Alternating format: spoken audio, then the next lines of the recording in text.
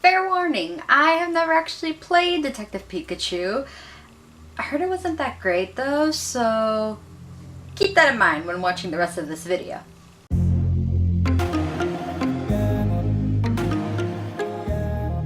Hey guys, Silent Violet here, and today we're going to be talking about Pokemon Detective Pikachu. This movie recently did just come out, and I did just go see it this past week. So I am going to be giving a spoiler-free review first, and then if you haven't seen it, I will let you know when the spoilers come in so you can click off. But for now, we'll just focus on the spoiler-free part of it. So in case you didn't know, Pokemon Detective Pikachu is based on the game Pokemon Detective Pikachu. Or Detective Pikachu? I don't know. See, I mentioned I haven't actually played this game before. Yeah, I know nothing about it. Now, despite the fact that I have not played the original Detective Pikachu game, I do have quite a long past with Pokemon.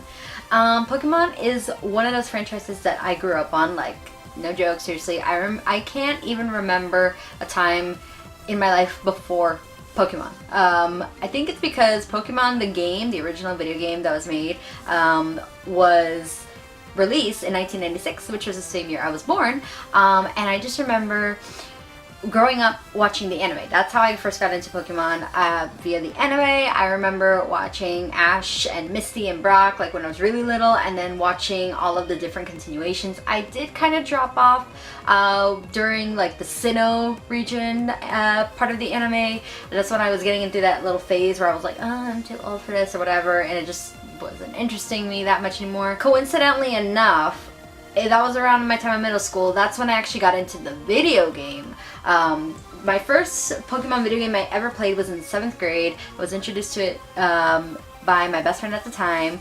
and she introduced it to me and our mutual best friend, I should say. And it was Pokemon Heart Gold and Soul Silver. I remember that she was so excited that they were about to come out, and we were just like, yeah, we know about the anime, but we don't really know anything about the games. And she grew up on the games. So she got us into it. My first game was Soul Silver. So I remember playing it. I picked Chikorita, and my best friend traded me a Lapras egg, and I just ended up using that Lapras for everything. Like, Ice Beam everything. Ice Beam everything. Literally. I would just do that the entire game. Somehow I made it through. I think by the time I got to Red, I just Elixir Max Sheer Cold and Sheer Colded all of his stuff except for whatever was weak to ice, which I would Ice Beam. And yes, that was an incredibly stupid way to play it. I did not understand it at all. I didn't know what I was depriving myself of. But yeah, I got through it. But I enjoyed it. I had fun. And then I remember, like, directly after that was when Black and White came out, and that was 5th gen, and I was like so excited. I got Black, and I did not finish it. No, I did not finish it at all. I made it to the Elite Four, and I kind of did the same thing where this time it was my starter. I picked Oshawott, and I used my Samurott mainly for everything, but I used other Pokemon, but not as versatile as I should have. And I remember just making it to the Elite Four and crashing and burning. That's probably also because that Elite Four was the first time it was not in an order. So if you ever play the games, like when you get to the Elite Four, you have to fight one right after another. And same thing with this one, but in the older games, like the first Elite Four was weaker than the last Elite Four member, let's say. It was the first game where you actually got to choose what order you fought them in. So they were all the same level, therefore it was more difficult, and I probably wiped out so many times that I actually just rage quit, and I did not touch the game for like 2 years. Moron that I am. And then I figured out, oh, I need to be versatile in what Mons I use. So after 2 years, I picked Black up again. I was very versatile with everything, and I beat it, and it was so emotional for me. That was a really emotional game for me. Black and White, that really did like hit me here. The story and whatnot, maybe I'll tell you about it sometime, but moving on. I did go back and pick up, oh god, which one was it? I picked up Platinum. Did not finish that. I didn't even make it past the 2nd gen, but here's the thing. Sinnoh kind of bored me. Sorry. I know a lot of people love Sinnoh. I'm sorry. It's just, it bored me. I'm sorry. I remember, what were the other ones I picked up? X and Y, that was a big one. X and Y was a lot of fun. I feel X and Y gets a lot of hate. I disagree. I know that the story's crap. It is.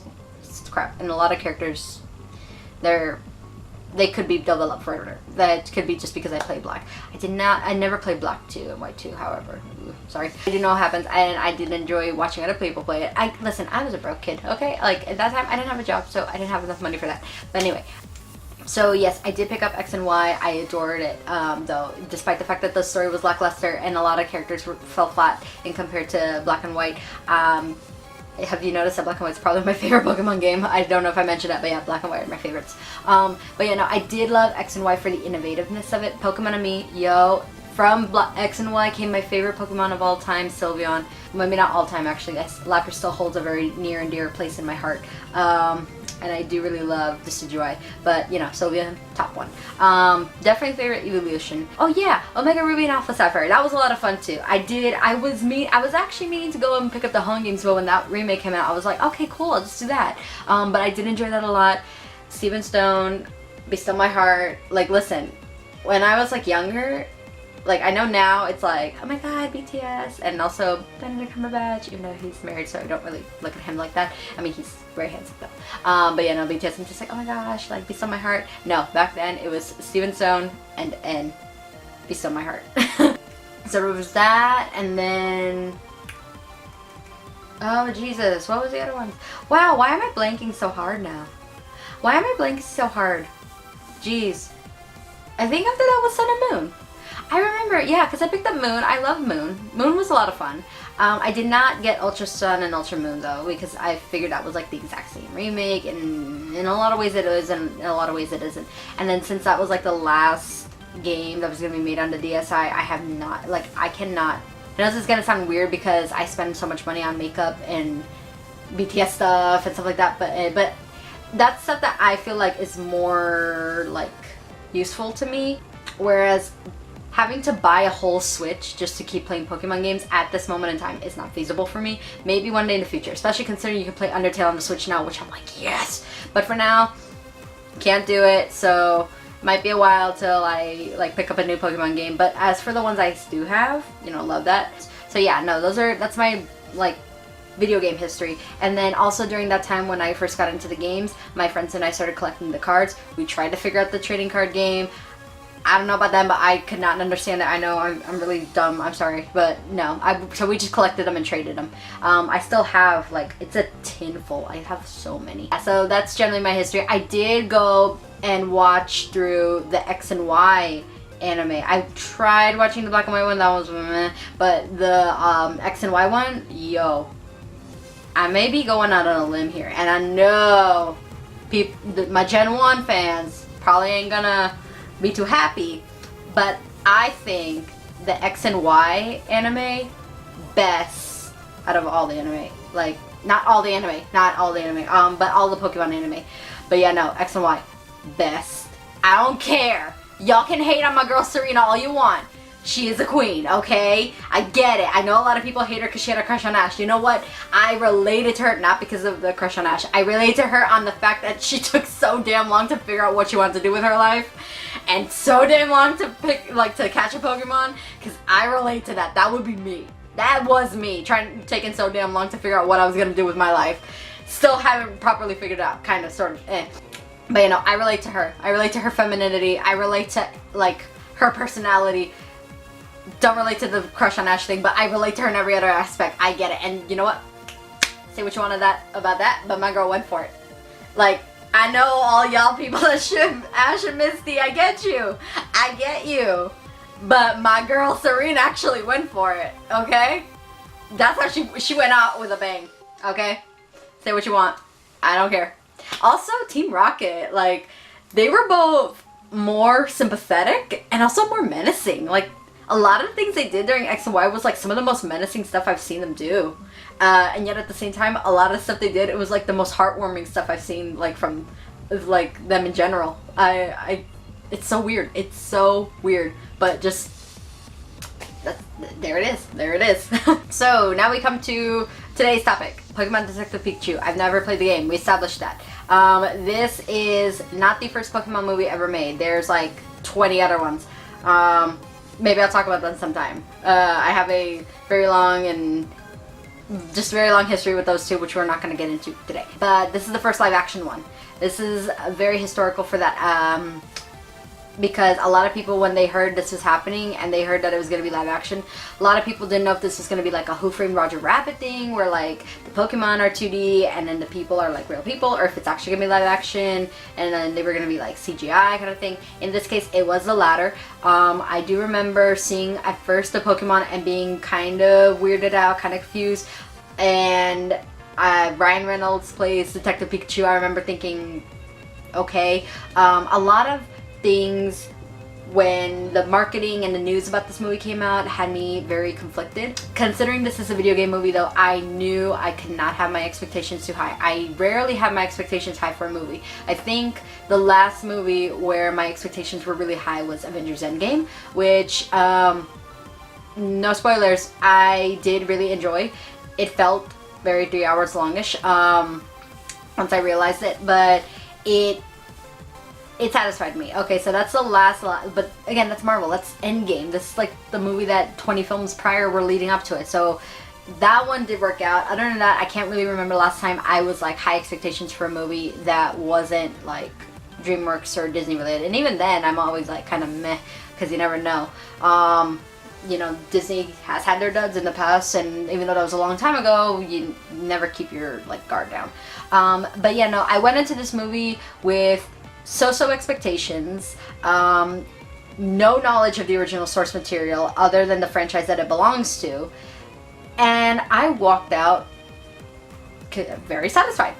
I did. I really enjoyed this movie. I had a lot of fun. I thought it was funny. I thought it was kind of heartwarming, and I enjoyed myself a lot. That's not to say this is a perfect movie. Not to say that it's I'm not saying it's bad. I'm not saying it's good. I'm not saying it's great. It's goodish. Goodish. I'm trying to figure out how I'm going to explain this without spoilers, but here we go.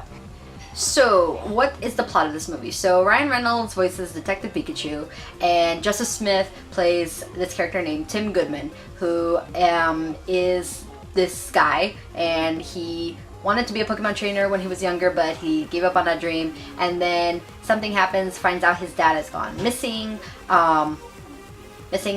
and he meets up with Detective Pikachu, who was his dad's partner in crime solving, and so turns out that Tim is the only one that can hear Pikachu talk, and he's voiced by Ryan Reynolds.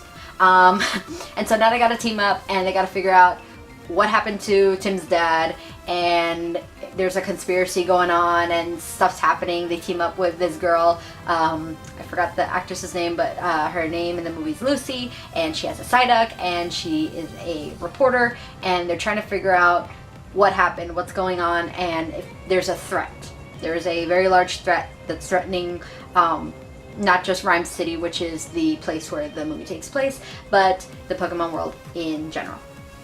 That was a very airbridge, spoiler-free version of it, like synopsis, I should say, of it. Let's start with the most important thing, and the thing I think they got perfect, is the world building.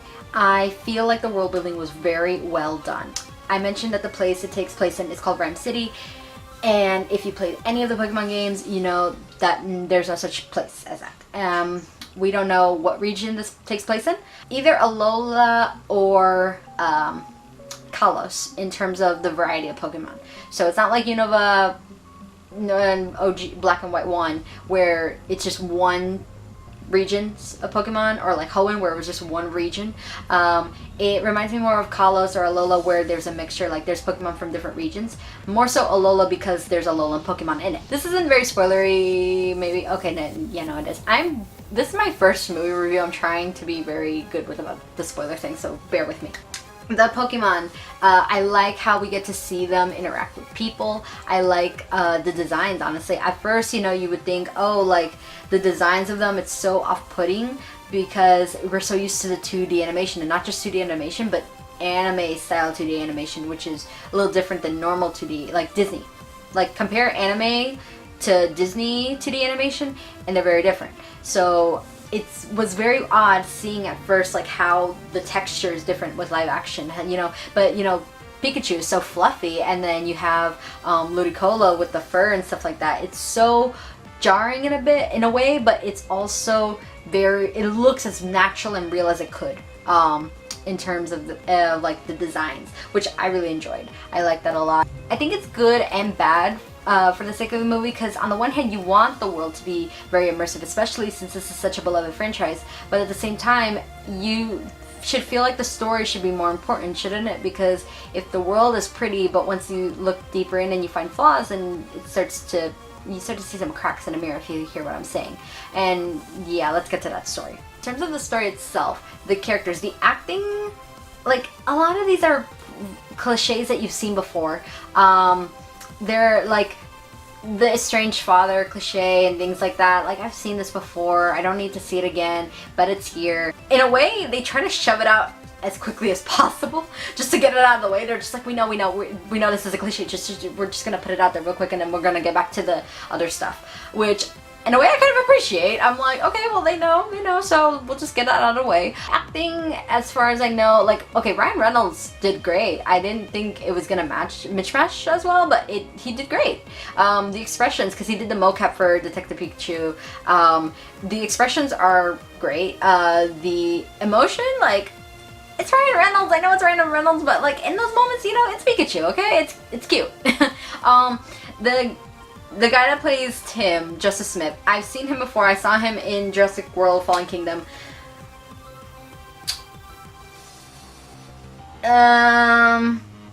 He's better here. Okay, so here's the thing. I don't hate the kid. In Fallen Kingdom is not the best thing you want to compare it to. It doesn't look great on anyone's resume. I mean, I love Chris Pratt, and I loved him in the first Jurassic World. This one, he's still Chris Pratt. He's so fun, but it's... But here, you know, he's that kid. He's like the I don't want a Pokemon kind of thing. Like, I've seen that. I saw it with May in Hoenn, okay? Like, I don't want a Pokemon. In this case, he's got the estranged father thing, so I knew what was going on. I knew what was gonna happen in terms of that, like, oh, he's gonna learn to get along with Pikachu and it's like fun. But, you know, he does a pretty good job, okay? So I'm not hating on him. Like, I just know it's the cliche of it, but, you know, for what he was given, he did a good job with it. I could believe it. I believe that when he was talking about how he feels, like his emotions that he has with his father and stuff like that, the way he feels towards his father, I should say, I understood that. I felt it. And you know, it was fine. He was fine. Definitely better. I prefer watching this than watching Fallen Kingdom. The girl that accompanies them, Lucy Stevens, she's a reporter. I kind of enjoyed her because she's one of those like characters where you're like, oh, you know, she's trying to be like the investigative reporter, like the detective cliches. Like, she stands in the shadows and she's like, when they go to meet at a cafe, she sits like at the booth next to them and she's just like, don't talk to me. She's like, she tries to hand them the file like with no one looking, and I'm just like, okay, that's really cliche and stuff, but it's kind of funny, because I'm like, I can tell, because they give her a moment where you can see, like, sincerity from her. Like, it's not like she's always annoying. That would be worse. I just found her kind of funny in that sense, but, you know, she does have her moments where she's very genuine, and where you get to see, like, how she feels, and her emotion, and stuff like that, like, in terms of her job. So, I enjoyed that. Her Psyduck, okay, so, female character with the Psyduck, male character with the Pikachu. I have seen this before, but, you know, like, the difference is that with Misty was always kind of, like, mean to her Psyduck, like, oh, like, oh, you stupid thing, I don't want to see you, and stuff like that, and, like, Lucy loves her Psyduck very dearly. She's always, like, picking up, like, oh, come on, Psyduck, it's okay. She puts on the spa music so that he doesn't get a headache. She has a booster seat for him, little baby seat in her car, so, you know, that's kind of fun. That's cute. So, yeah, that's the acting. Talked about, like, twists and stuff. A lot of the things in this movie are gonna seem very cliche or not gonna make much sense, and they could be cliche where you rage or cliche where you laugh because they're so cliche. But I will say this, by the end of the movie, pretty much most if not all makes sense. So that's all I say. So it's not like glaring plot holes. Not that I noticed, at least. There were no really glaring plot holes or things that, like, loose ends. Everything was wrapped up very nicely, in my opinion, which I appreciate. The mystery itself, because it is basically it's a detective story, so there's a mystery. I'll be honest, at one point I figured it out, and then I retracted my statement, and then turns out my first guess was right. So, shows what I know. But yeah, other than that, like, the reasons for why the things are happening, I'll be honest, I have not seen them before in Pokemon, and considering this is a 20+ year franchise, kudos to them then. I don't know if this is like was in the Detective Pikachu game. I'm pretty sure it was, but I don't know. But if that's the case, then good job on the movie for being a faithful adaptation, and if it wasn't, then good job on movie for doing something different. And I'll get more into that when I get into the spoilers. It's gonna be so much easier when I do that. But yeah, in terms of that, I don't think there's anything else. The soundtrack was nice. I always pay attention to movie soundtracks because I'm very musical rhythmic in that sense. But I did really enjoy the soundtracks, like the background music and things like that. And I'll just let you know that I really enjoyed it. Cliched as it may have been, I had fun. As a Pokemon fan, it was a lot of fun to see Pokemon brought to real life. I hear they're making a sequel maybe. If that's the case, I'd like to see what they do with that. I would go watch it. I'd watch this one again. Thought the acting was okay, the story was okay, the world building was great, and I can definitely say with assurance that this is probably the best video game movie ever made. And will probably stay that way for some time.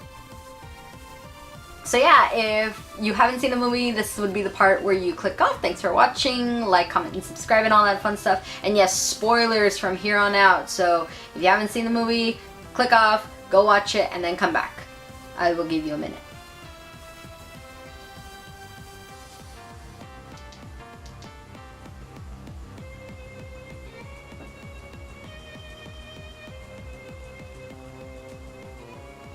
Oh, you're back? Okay, cool. So, spoilers. So the way this movie starts out, I love the whole part where like he was trying to catch the Cubone, like seeing a real life Pokeball. That was awesome. I really enjoyed that. I'm so bummed that that was the only portion we got of it, because here's the thing, Rhyme City, and they're like, oh, this is a metropolis where there's no Pokemon fighting and no Pokeballs, and I was just like, so you're telling me that one Pokeball at the beginning is all we got to see? That would have been amazing, seeing it so more times, but no, okay, fine. The video, okay, so the video he's watching on the train, on the one hand, I like that because it kind of reminiscent of like the actual full, like, core franchise games, like when the game starts and the professor's explaining the world of Pokemon. At the same time, those outfits though, it looked like red, but yeah, no, those outfits though, it like, that's the portion where I was like, okay, now this CG, the animations look really spotty. Other than that, the animation throughout the rest of the film was pretty solid. I love seeing the different Pokemon in different aspects of the town, like seeing like different ways that they were. So like the Golurk, like he had the lava kind of cracking through him. I was like, that was neat. Seeing Machamp directing traffic, Snorlax is just sort of like a traffic stop.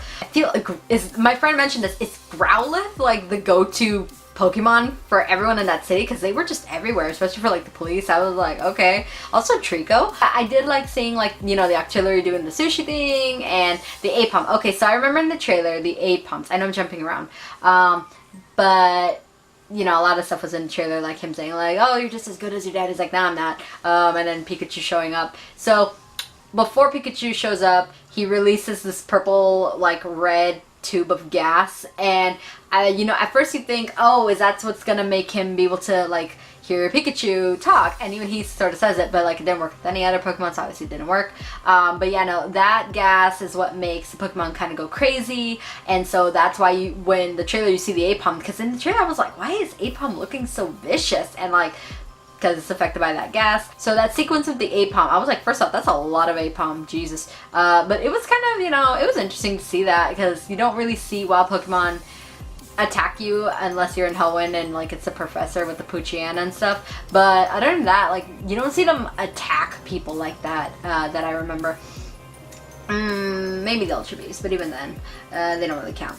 Anyway, the scene with the Mr. Mime, that was generally a very enjoyable part for me during the trailers. I remember that, and I remember thinking, okay, how are we gonna play off this? I like the whole like I'm gonna light you on fire kind of thing, and like the bit at the end where he like accidentally drops it, and I remember they cut to the next scene. I hear this little girl like in the theater go like, "He killed Mr. Mime." I was like, snap! Oh, she said it. Anyway, oh yeah, I skipped the scene where he meets Lucy. You know, that was kind of funny. Like I mentioned, like she's in the shadows and stuff. The scene with her getting like talked down to by her boss, which, okay, so yeah, let's get into some characters I didn't want to mention because of spoilers. So we got Bill Nye as like the guy who created the city and who's like the humanitarian, and he, you know, oh, I wanted to better myself, my bodies, but then I decided to better mankind. And then his son, who is like a jerk.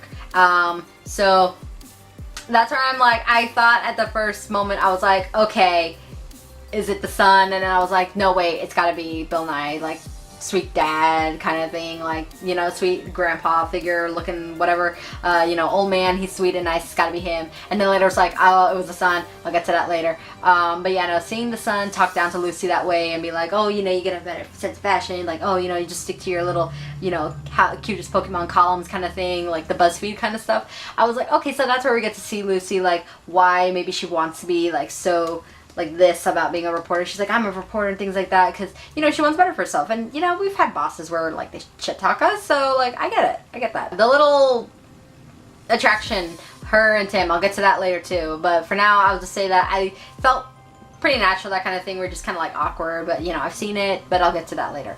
So the thing is, like, they're trying to figure out why Harry was at the secret base, and so why he went missing and things like that, because his car crashed, and they were like, oh, there's no way he could have made it out alive there, but oh, turns out he did, because the Bill Nye grandpa character tells him like, hey, no, your dad is still alive. Mewtwo took him.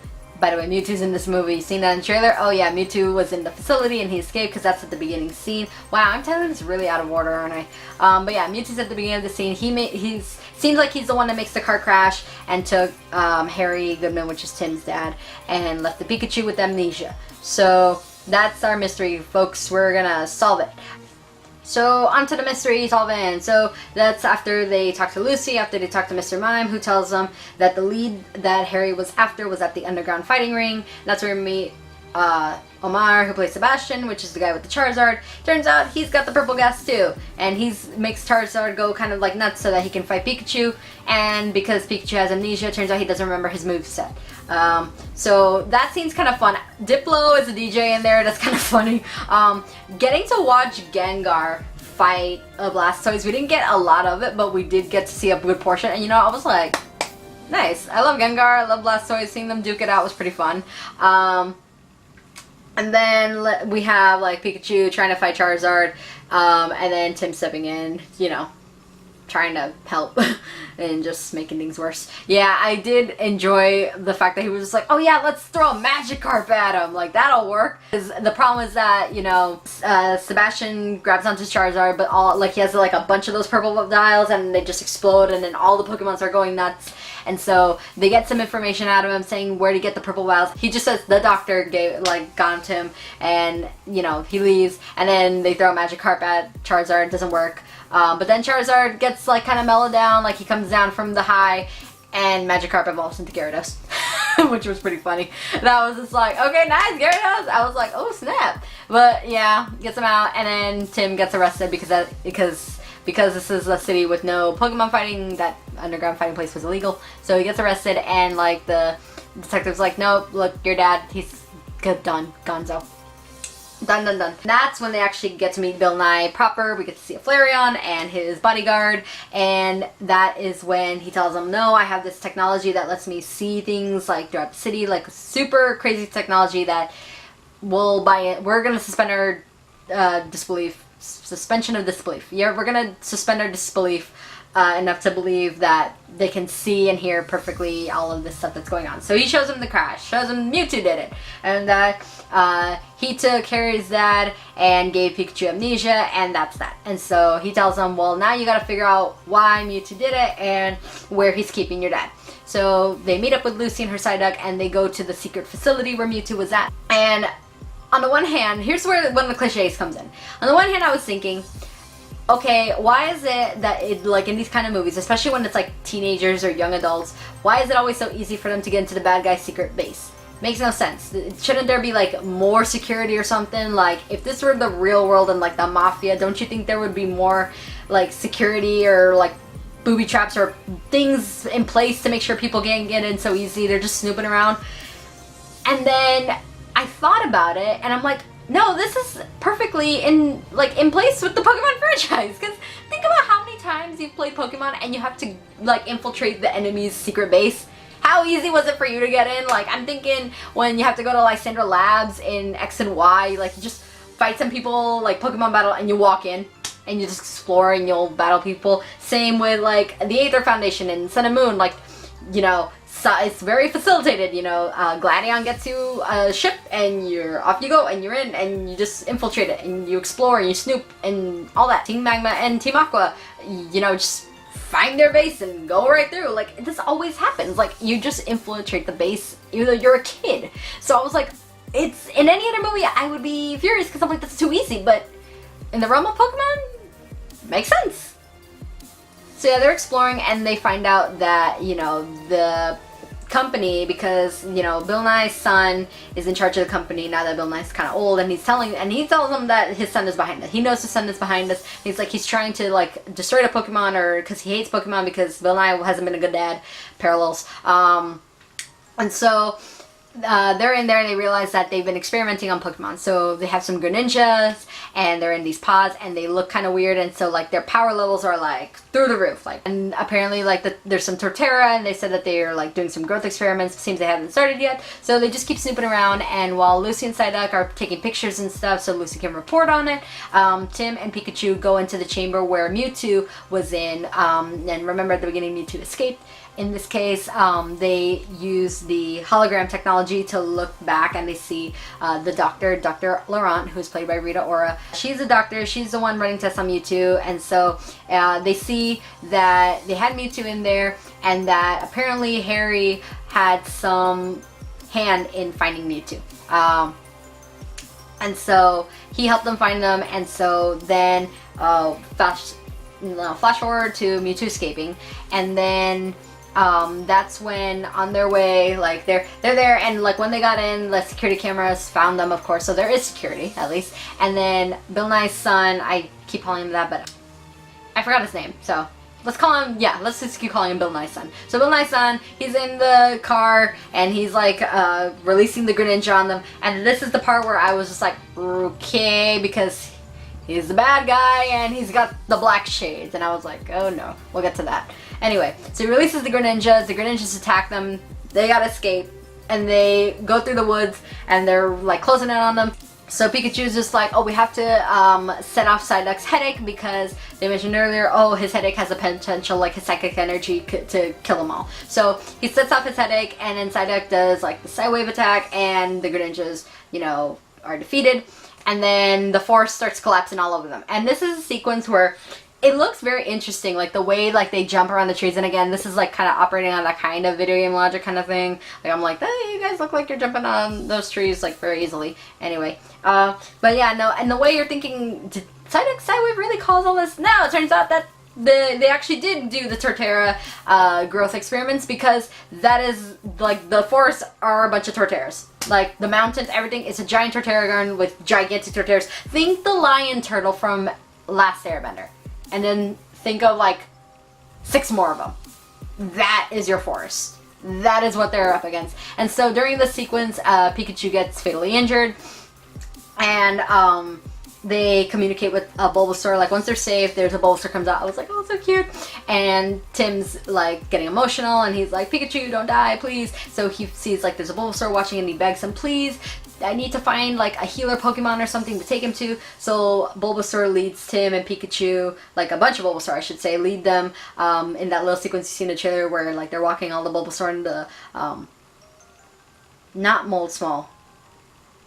Not Moldsmal, that's Undertale. I can't remember the name. This one right here. But they make Lucy and Psyduck stay back, so she's like, okay, I'll go get the car, it's fine. And so they lead them, and turns out, who's the healer Pokemon but Mewtwo! Oh my gosh, Mewtwo, what? So yeah, Mewtwo's there, and Mewtwo actually heals Pikachu. So he shows them a vision. He's showing him his point of view of the events. It actually shows that Pikachu was the one who released Mewtwo, who helped Mewtwo get released because he shocked the electricities that were, you know, controlling the pod that he was in. So, but before anything else can happen, bad guy Bill Nye's son shows up and they capture Mewtwo and they take him away. And then, you know, he's got the shades, and I was just like, oh my god, it's a bad guy.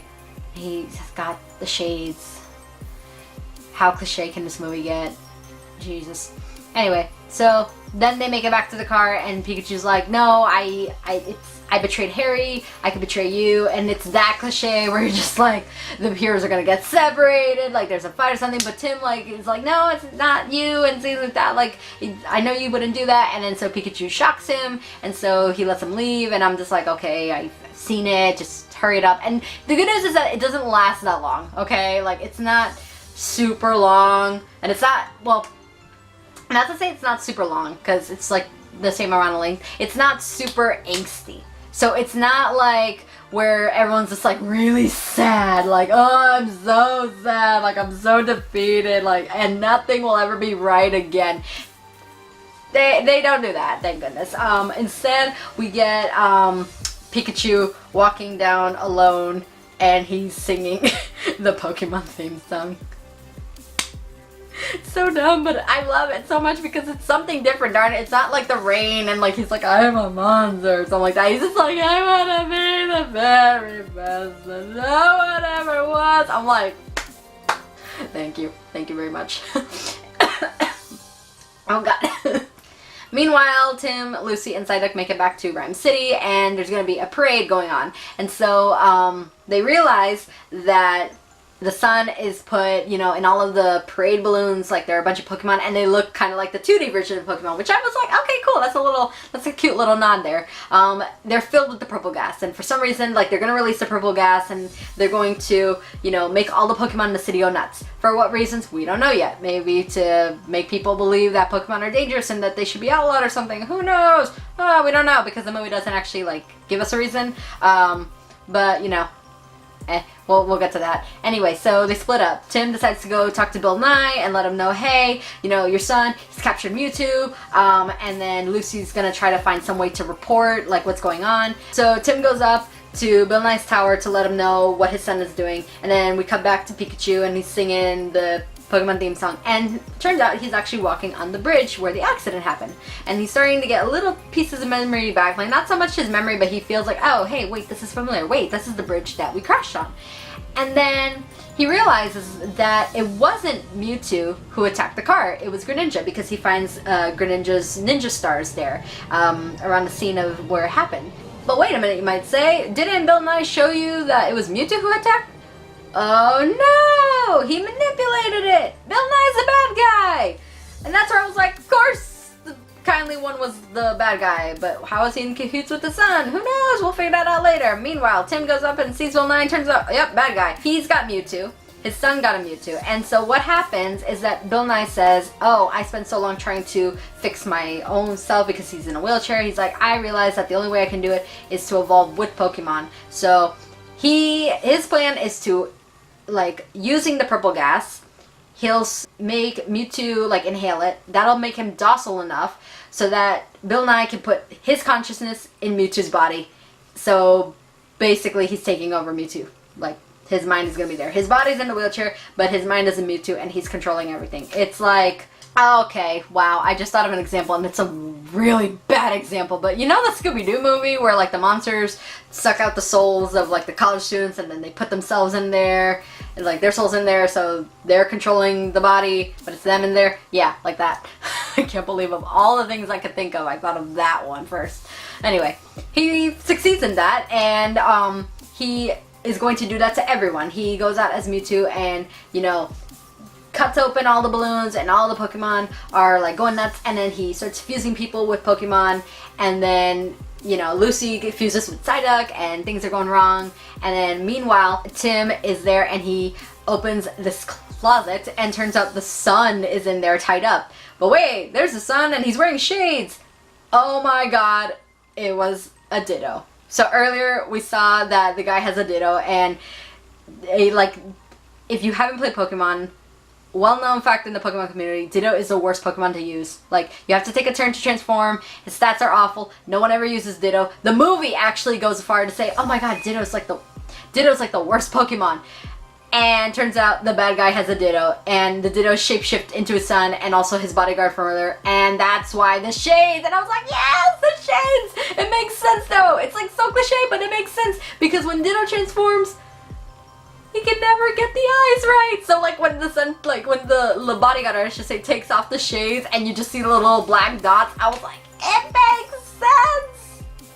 Hallelujah, that was brilliant. And so Ditto throws down. Like Ditto like snacks back, starts transforming into different Pokemon, smacking Tim around. Like it's wild. And I was like, after 20 plus years of getting shit talked, Ditto finally got revenge. That was beautiful. It was brilliant, brilliant. That's what I'm saying. Like at first you're like everything seems so cliche until like later, and then everything makes sense in the best way possible. Well, that's going on, and the sun is trying to help Tim fight off Ditto. And Mewtwo's like transforming everything. Pikachu shows up to the city and he finds out from Lucy, as a side duck now, what happened. And so he starts trying to find Mewtwo, Bill Nye Mewtwo, let's call it Bill Nye as Mewtwo. So he starts riding around on a Pidgeot and he's like learning his moves, because remember he forgot his moves from earlier. So he's relearning his moves and he does Volt Tackle and it's awesome, and he starts fighting Mewtwo, and then this like big battle kind of thing going on. It's like, and meanwhile Ditto is still fighting off Tim and like the sun, and so basically it all culminates that Pikachu distracted Mewtwo while Tim uses the R purple gas to like subdue Ditto, and then Pikachu distracts Mewtwo long enough for Tim to rip like the headpiece from Bill Nye's head, who's still in the wheelchair, because that headpiece, they have one, he has one, Mewtwo has one, that's what's like the connection happens. So he rips it off and Bill Nye's back in his body, Mewtwo's okay. And he saves himself and Pikachu from falling to the ground because they were like floating in the air. And so Bill Nye is arrested. The sun is like, tells Lucy that she did a great job reporting, and so he wants to let her do like the actual full report on the news that night, and says that he's gonna try to fix his dad's mistakes, and seems like he's gonna be a nicer guy.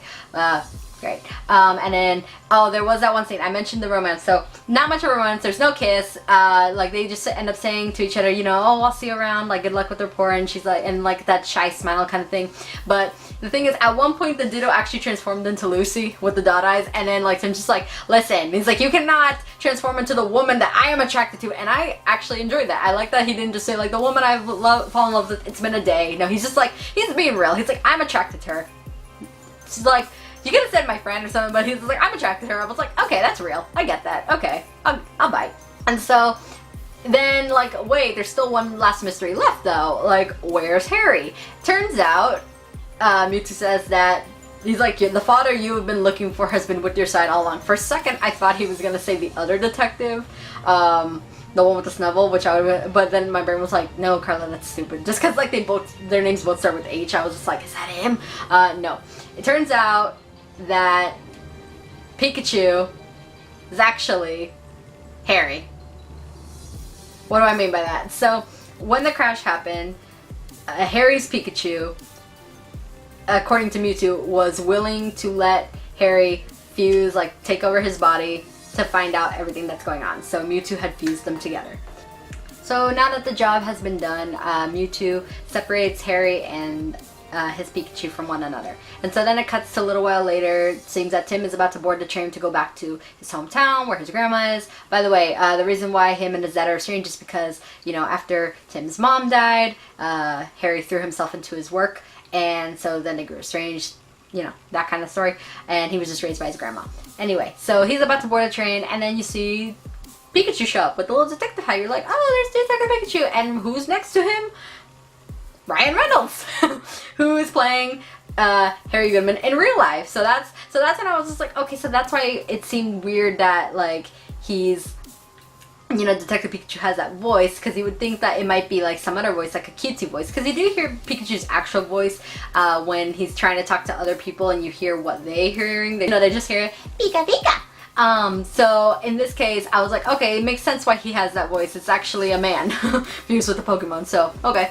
And that's also probably why Tim was able to hear him, because Mewtwo made it so, because Mewtwo told Harry as Pikachu, bring me the sun. So in that case, Harry's off to see him off to his town, and then Tim changes his mind. Obviously he's just like, hey, can I stay with you? And Harry's just like, yeah, and they get a nice little hug, and I was like, okay, you know what, that's sweet. I like that a lot. So he decides that instead of going back to his town to work as an insurance agent as he was working at the beginning of the movie, he decides to, you know, take up detective work with his dad and his dad's Pikachu, and that's where the movie ends. And yeah, it was a lot of fun. I had a good time with this movie. A lot of things where I was like, that doesn't make sense, that's really cliche. By the end, they're so cliche, but you know, they had fun with it. They twisted it up a bit so it actually makes sense, like the sunglasses thing, and the whole reason why Detective Pikachu's is like voiced by Ryan Reynolds, because he's actually a man in there. So interesting. And that's also why he's addicted to coffee. Which I was just like, oh yeah, like why is a Pokemon addicted to coffee? Nope, it's because it's a man who's probably addicted to coffee. So you know what? I'll bite. I like the way they worked that romance thing between the characters. Like there wasn't like, it was obvious, but it wasn't like super in your face kind of thing. I love the animation, the world building, the mystery itself with the bad guys. Was it the best? No, but you know, for what it's worth, it's a lot better than other video game movies, so can't ask for more than that. I have no idea if this was a good review or not. Let me know. This isn't the first time I try to articulate my thoughts about a movie, but it's the first time I'm doing it in this kind of format, so I felt like I should have done it maybe better in order. I'll try to fix that for next time. But yeah, I did really enjoy this movie. I definitely recommend, well, I can't say recommend you go see it, because if you're up to this point, then that means you should have already seen it, or you just don't care about spoilers, in which case, go see it anyway.